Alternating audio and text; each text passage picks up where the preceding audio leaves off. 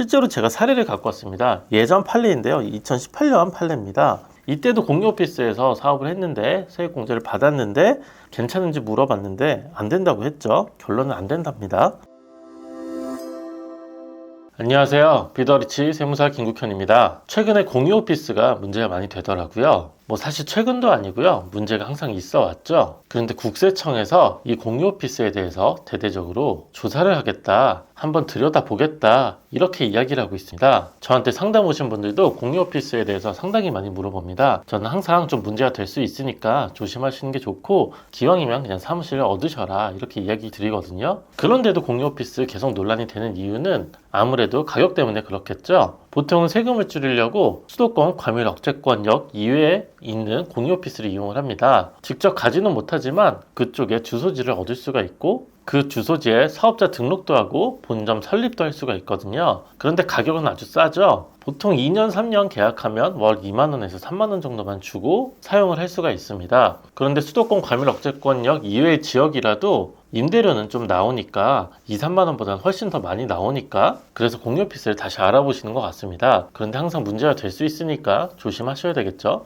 하물며 어떤 세무사님들은 괜찮다고 하시는데 전혀 그렇지 않고요. 문제가 아주 심각해질 수가 있습니다. 어떤 문제인지 제가 차근차근 설명을 드리겠습니다. 그래서 공유오피스가 불법인가요? 불법은 당연히 아니죠. 불법은 아니지만 이걸 실제로 사무실로 사용 안 했을 때가 문제가 되는 거겠죠. 그래서 제가 어떻게 해야 되는지 결론까지 한번 말씀을 드릴게요. 국세청에서 이야기를 했는데요. 공유오피스를 세금 회피처로 쓰고 있다. 공유오피스 세원관리 태스크포스를 구성을 하겠다. 이렇게까지 이야기를 하고 있습니다. 어떤 이야기인지 한번 간단히 볼게요. 지역에 창업을 하면 세금을 감면해주는 혜택을 받기 위해서 이 공유오피스에 허위로 사업자 등록을 해서 조세 회피를 하는 사례가 잇따르고 있다. 그래서 국세청이 대응을 강화하기로 했다고 합니다. 그래서 국세청은 공유오피스 세원관리 태스크포스를 구성을 하고 지역 공유오피스에 입주한 사업자가 실제 사업을 영위하는지 등을 검증을 하겠다. 국세청은 일부 유튜버, 통신판매업체가 실제로 서울에서 사업을 하고 지역 공유오피스에 허위로 사업자 등록을 하는 사례가 있다. 수도권 과밀억제권역 이외의 지역에 창업을 하면 5년 동안 소득세를 100% 감면을 해준다.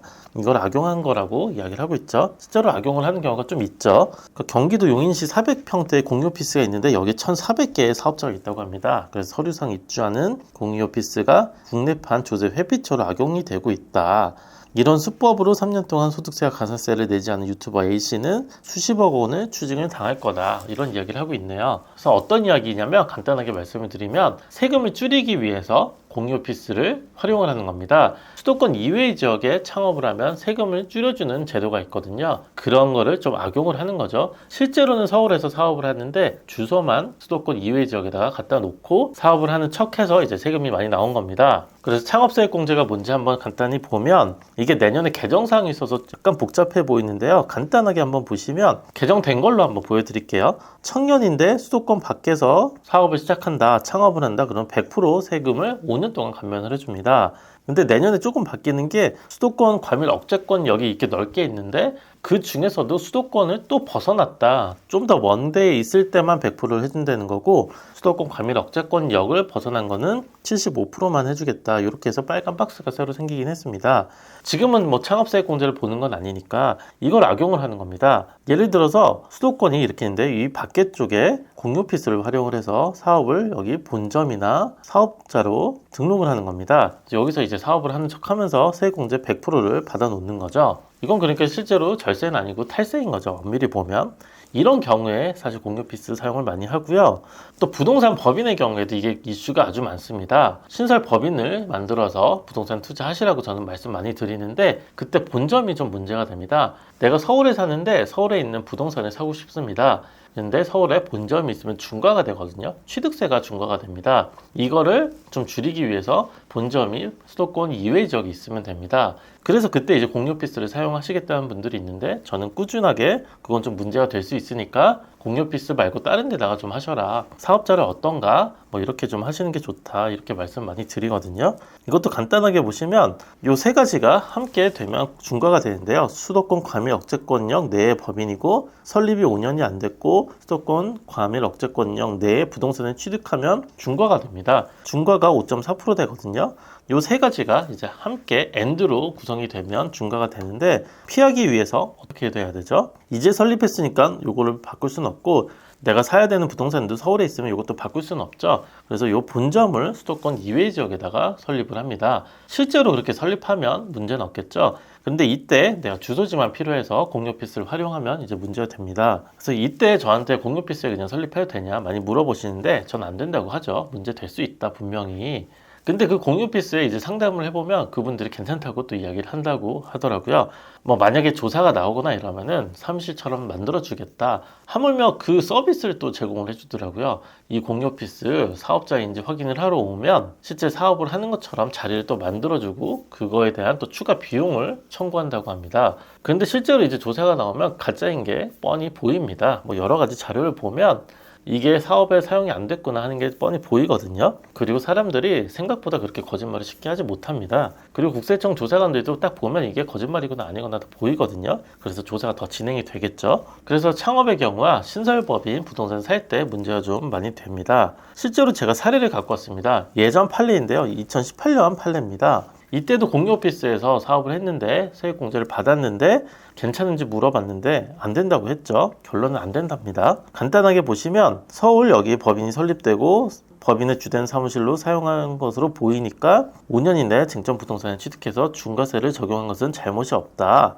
이렇게 나왔고요. 어떤 내용이었냐면 이 수도권 과밀억제권역 이외에 공유오피스를 사용을 하고 있었는데 거기가 본점이라고 이야기를 했지만 받아들여지진 않았습니다. 한번 보시면 청구법인, 그래서 억울하다고 한 사람들은 법인 등기부상 본점 소재지는 여기에 있다, 그러니까 공유오피스 같은 거 사용했다는 거죠. 공유오피스 사용했고 임대 계약서상에 보증금이 없이 월 얼마만 지급을 하고 계약기간이 3개월밖에 안 되고 인터넷 우편물 수신, 회의실 공용 사용 같은 게 그러니까 딱히 자리는 없고 이제 공유로 사용한다는 거죠. 그래서 비상주형 소사무실, 공유 오피스였고, 청구법인은 여기 사무실에서 법인의 주요 의사결정이 이루어졌다고 주장을 하고 있지만 비상주 사무실의 주주총회 개최가 어려워 보이고 주요 의사결정이 이루어진 것에 대한 객관적인 입증 자료도 없었다.